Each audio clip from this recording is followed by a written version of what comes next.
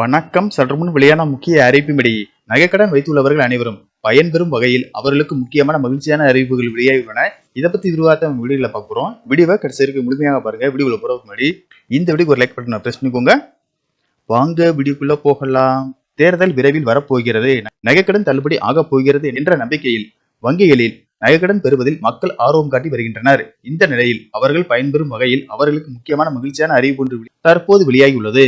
அதாவது வருகின்ற சட்டமன்ற தேர்தலை முன்னிட்டு 3 முதல் 5 சவரன் வரை நகைக்கடன் தள்ளுபடி குறித்த அறிவிப்பு வெளியாகும் என கூறப்படுகிறது.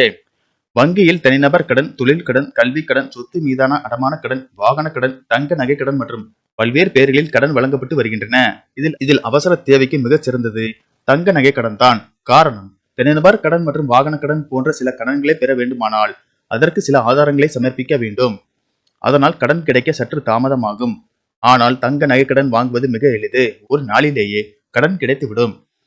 தேசிய அளவிலான வங்கிகள் மட்டுமல்லாது கூட்டுறவு வங்கிகள், கூட்டுறவு சொசைட்டிகளிலும் தங்க நகைக்கு வெகு விரைவாகவும் எளிதாகவும் கடன் வழங்கப்படுகிறது.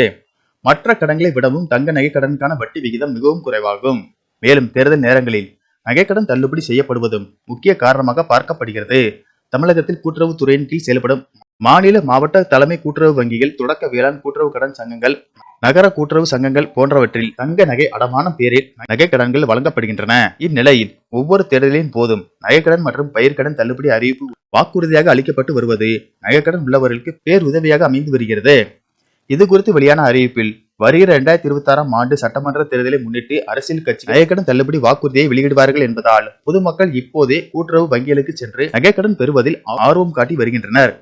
இந்நிலையில் 2021 போலவே 2026 தேர்தலிலும் பெண்களின் வாக்குகளை குறிவைத்து திமுக தேர்தல் அறிக்கையை தயாரிக்கிறது. இதன் மூலம் மகளிர் உரிமை தொகை உயர்த்தப்படுவது குறித்து விரைவில் அறிவிக்கப்படலாம் என்றும், தேர்தல் நேரத்தில் கூட்டுறவு சங்க நகைக்கடன் 3 முதல் 5 சவரன் வரை தள்ளுபடி அறிவிப்பு வெளியாகலாம் எனவும் கூறப்படுகிறது. நன்றி, வணக்கம்.